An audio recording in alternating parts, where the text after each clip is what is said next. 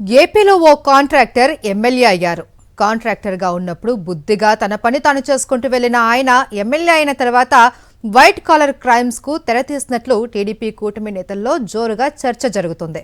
ఇప్పుడు ఆయనపై కేంద్ర దర్యాప్తు సంస్థలు సైతం దృష్టి పెట్టినట్టు తెలుస్తోంది. ఇంతకీ ఎవరా టీడీపీ ఎమ్మెల్యే? ఆయనపై వినిపిస్తున్న ఆరోపణలు ఏంటి? కళ్యాణదుర్గం నియోజకవర్గ ఎమ్మెల్యే సురేంద్రబాబు చుట్టూ ప్రస్తుతం రాజకీయంగా, చట్టపరంగా పెద్ద వివాదమే నడుస్తోంది. ఆంధ్రప్రదేశ్, కర్ణాటక రాష్ట్రాల్లో వందల కోట్ల రూపాయల కాంట్రాక్టు పనులు చేసే నేపథ్యం ఉన్న ఈయనకు గత సార్వత్రిక ఎన్నికల్లో చంద్రబాబు టీడీపీ టికెట్ కేటాయించారు. ఎన్నికల బరిలో నిలిచి కోట్ల రూపాయలు ఖర్చు చేసి ఆయన విజయం సాధించారనే విమర్శలున్నాయి.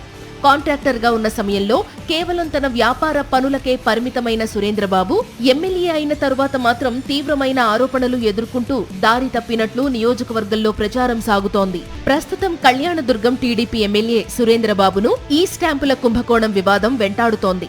100 రూపాయల విలువైన ఈ స్టాంపుల్లో సున్నాలు అదనంగా చేర్చి వాటిని లక్షల రూపాయల విలువైనవిగా మార్చి బ్యాంకులు, ఇతర ప్రభుత్వ విభాగాలకు సమర్పించి పెద్ద ఎత్తున సురేంద్రబాబు అక్రమాలకు పాల్పడ్డారనే ఆరోపణలున్నాయి. ఎందుకంటే ఇప్పటి వరకు వెలుగులోకి వచ్చిన నకిలీ ఈ స్టాంపులన్నీ సురేంద్రబాబుకు చెందిన ఎస్ఆర్ కన్స్ట్రక్షన్ సంస్థకు సంబంధించినవి. కొన్ని నెలల కిందట ఈ నకిలీ ఈ స్టాంపుల వ్యవహారం రాష్ట్ర వ్యాప్తంగా తీవ్ర దుమారం రేపడంతో పోలీసులు కేసు నమోదు చేసి విచారణ చేపట్టారు.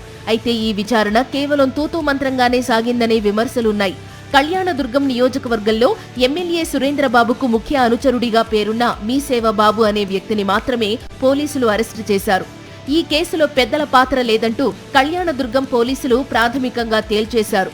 విషయం మరింత ముదరకుండా ఎమ్మెల్యే సురేంద్రబాబు డైరెక్షన్లోనే ఈ కుంభకోణం కేసును త్వరగా క్లోజ్ చేసేశారనే ఆరోపణలు వినిపిస్తున్నాయి. ఈ నేపథ్యంలో ఈ స్టాంపుల కుంభకోణంపై పూర్తి స్థాయిలో నిజాలు బయటకు రావాలంటే కేంద్ర ప్రభుత్వ దర్యాప్తు సంస్థలతో విచారణ జరిపించాలనే డిమాండ్లు వినిపిస్తున్నాయి. కళ్యాణదుర్గం వైఎస్ఆర్ కాంగ్రెస్ పార్టీ సమన్వయకర్త, మాజీ ఎంపీ తలారి రంగయ్య ఈ విషయమై ఏపీ హైకోర్టును ఆశ్రయించారు.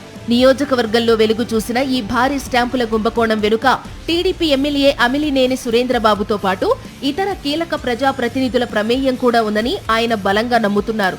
అందుకే ఈ కేసును సిబిఐ, ఈడీకి అప్పగించాలని ఆయన కోర్టును కోరుతున్నారు. వాస్తవానికి కళ్యాణదుర్గం పోలీసులు ప్రాథమిక విచారణ జరిపిన తరువాత ఈ కేసును తదుపరి దర్యాప్తు కోసం ఏపీ సిఐడికి బదిలీ చేశారు. అయితే రాష్ట్రంలో అధికారంలో ఉన్న టీడీపీ కూటమి పెద్దల నుంచి వచ్చిన తీవ్ర ఒత్తిళ్లకు తలొగ్గిన సిఐడి అధికారులు ఈ కేసును పూర్తిగా కోల్డ్ స్టోరేజ్ లో పెట్టేశారనే విమర్శలున్నాయి.